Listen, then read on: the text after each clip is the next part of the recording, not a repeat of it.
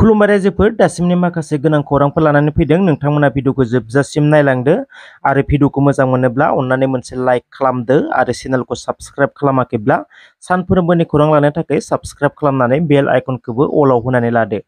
अब्ला दासिमनि खौरांफोरा फारियै गवालपारा जिल्लानि दुधनैयाव जानाय बर' हिन्जावसा गथ'फोरखौ जिनाहारि खालामनाय आरो हिरनमय खाख्लारिखौ खारसि बुथारनाय जाथायनि सायाव गवालपारा जिल्ला एबसुजों लोगोसे मिरु एबसुआ गोख्रों सोमावसारदों। दुधनैयाव बे गोख्रों सोमावसारनायाव मिरु एबसुनि गाहाय आफादगिरि दिपेन बर'आ बाहागो लानानै आसामनि गिबि मन्थ्रि आरो डिजिपिनिसिम गोख्रों दाबि खालामदों।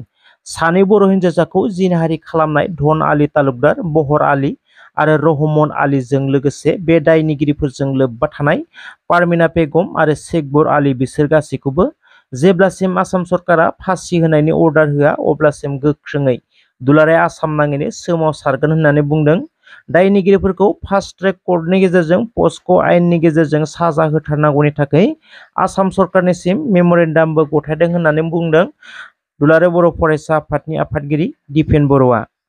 बोथोरखौ लानानै गासै भारतआवनो मोनसे गिखांनाय थासारि फैदों, जेराव साइक्ल'न रिमालआ भारतनि गासैबो ओनसोलफोरावनो गिख्रंथाव थासारि लाबोदों।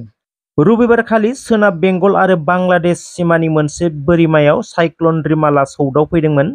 बेनि उनावनो सोनाब बेंगलाव थासारिया गाज्रि जादों। गोबां गोख्रों बारहुंखा फैनायाव वेस्ट बेंगलनि माखासे ओनसोलफोराव गोबांथार न' बां बिफां लाइफांफोरा नस्थ' जानायजों लोगोसेनो कलकातायाव सासे सुबुङा जिउ गोमानायनि खौरां मोन्दों।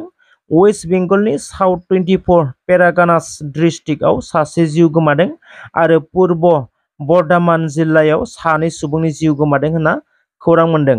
हादोराव साइक्ल'ननि गाज्रि गोहोम गोग्लैनायनि थाखायनो गुवाहाटीनि लकप्रिय गपिनाथ बरदलै बिरखं गाथोननिफ्राय कलकाता फारसे थांनाय माखासे बिरखंफोरखौ बन्द' खालामना दोनथ'दों होनना खौरां मोन्दों। कलकातानिफ्राय थांनाय गासिबो एयार इन्डिया फ्लाइट्सफोरखौ बन्द' खालामनानै दोनथ'दों होनना खौरां मोन्दों। लोगोसेनो रेलगारिनि थांलाय फैलायाबो बन्द' जानानै दं होननानै खौरां मोन्दों। बे साइक्ल'न रिमालनि गोहोमजोंनो आसामावबो 28 मेसिम गोख्रों अखा गोग्लैनो हागौ होननानै बोथोर बिगियाना रेड एलार्ट फोसावनायखौ नुनो मोन्दों। बेराफारसेथिं भुटान हादोरनिफ्रायबो भारत भुटान सिमाफोराव थानाय ओनसोलफोरखौ गोख्रों साबधान बानि हरनायखौ नुनो मोन्दों। भुटान रायजोआव गोख्रों अखा गोग्लैनायनि जाउनाव भुटाननिफ्राय भारतआव बोहैबोनाय गिदिर गिदिर दैमाफोरा गाज्रि गोहोम गोग्लैनो हागौ होननानै भारत भुटान सिमा ओनसोलफोराव थानाय थागिबिफोरखौ साबधान जाना थानो खावलायदों भारत भुटान फ्रेन्डशिप मेम्बार त्रिनामगोल बिथाङा। रायजोआव रां थगायनानै जाग्राया बांलांनायखौ नुनो मोन्दों, जेराव ससियेल मिडियानि गेजेरजों गोबां सुबुङानो लाख लाख रां थगायनानै लांजानाय जाथायफोरा ससियेल मिडियायाव गोसारगासिनो। साख्रि होगोन होननानै लाख लाख लुथिनानै लांजाबाय। लखिमपुराव जानाय जाथाया थारैनो सोमोनांथाव। गिबियाव साख्रिनि मुङाव माखासेनिफ्राय 50,000, माखासेनिफ्राय 1 लाख आरो माखासेनिफ्राय 150,000 एबा 1,50,000 रांखौ लानायनि उनाव थारैनो साख्रिखौ होमारदोंमोन। दरमाहायाबो हाबदोंमोन, सोरनियाबा 65,000, सोरनियाबा 45,000 आरो सोरनियाबा 30-31,000। दान मोनथामसिम दरमाहाया हाबबाय थादोंमोन, नाथाय साख्रियाव जयनिंआनो जायाखैमोन।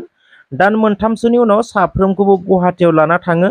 बायदिसिना जाहोन दिन्थिनानै साफ्रोमनिबो डकुमेन्ट्सफोरखौ लानानै पार्सनेल लन एप्लाइ खालामदोंमोन।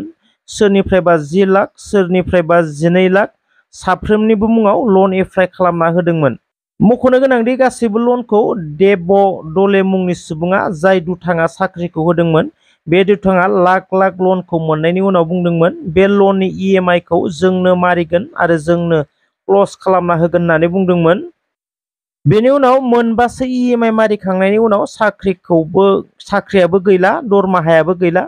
जाउनाव खैफोदाव गोग्लैनो गोनां जादों लखिमपुरनि माखासे लाइमोनफोरा। बिनि थाखाय राहा गोथे जानानै आयेननि राहा लानो गोनां जादों लखिमपुरनि माखासे लाइमोनफोरा। मेट्रिक आनजादाव सेथि मासि आवग्रिनो हानाय फरायसाफोरखौ तामुलपुर दख'रा एबसुआ बरायनाय हाबाफारि लादों। बे बरायनाय हाबाफारियाव गाहाय आलासि महरै मुंदांखा बर' सावथुन मुलुगनि फावखुंगुर फैलाजे बरगयारिया बेसेन गोसा बिबुंथि होयो।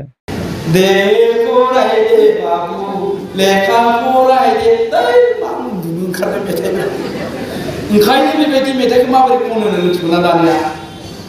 खाब्रां आरोखि बाथ्राखौ जेरै खाब्रां बुंनांगौ मेथाइयाबो खाब्रां माबायदिनो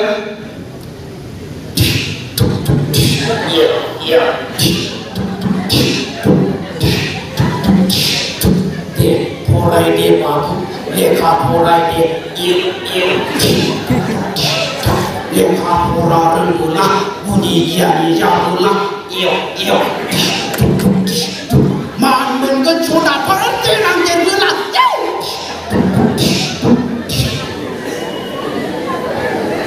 बिदिखौसो मोजां मोनो जायो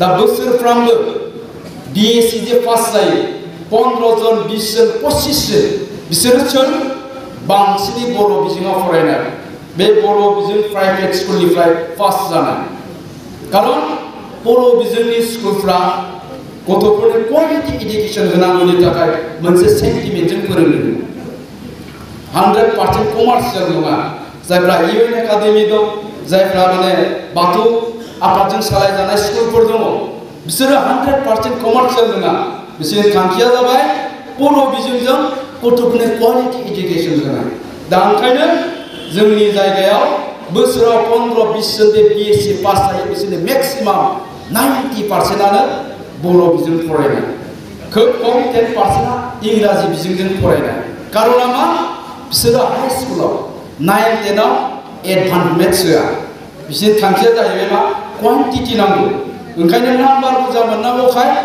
हानाय गथ'नोबो गोबां स्कुलाव गासिबो होनाखै एडभान्स मेथ्स होआबालासिनो जिअ'ग्राफि होयो जायनि थाखाय साइन्स फरायनायाव उसुबिदा जायो दा बेबायदि दा ओंखायनो आङो फरायसा नोंथांमोनखौ बुंदों जे नोंसोरो गावबागावनि सायाव मोनसे बिश्वास मोनसे फोथायनायखौ लानानै दावगालांबाय था नोंसोर रावबो होबथानो हाया आरो मोनसे बाथ्राया जाहैबाय मा दिनै जे नोंथांमोनखौ दख'रा आफादनिफ्राय बरायदों बयनिख्रुइ साबसिन स्टुडेन्टफोरखौ बरायदों थारमाने साबसिनै जायफ्रा फार्स्ट जाबाय खमसे खम जायफ्रा फार्स्ट डिभिजन मोनबाय बिसोरखौसो बरायदों बेनि ओंथियानो जाबाय मा नोंसिनि बेस्टआव नोंसिनि बे जेनेरेसनाव बे 3 नम्बर दख'रानि बेन्दोंआव नोंसोरनो बयनिख्रुइबो गोरोंसिन नोंसिनिख्रुइ गोरोंसिन रावबो गैया खैजन दङ नोङो 110 110 बे 110आनो